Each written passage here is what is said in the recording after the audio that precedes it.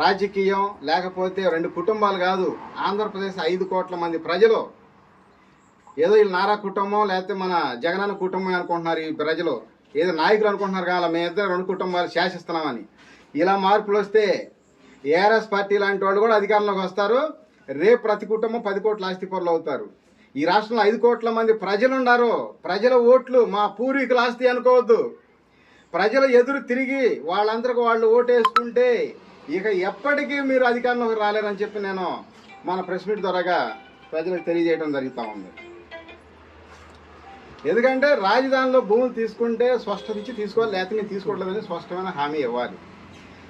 ఒకళ్ళు 2 లక్షల కోట్లు ఖర్చు అంటాడు, ఒకళ్ళు 1 లక్ష కోట్లు ఖర్చు అంటాడు. ఏమొద్దు. ఈ రాష్ట్రంలో సెకండ్ పూలింగ్ మీద 1,75,000 ఎకరాలు ప్రకటించారు.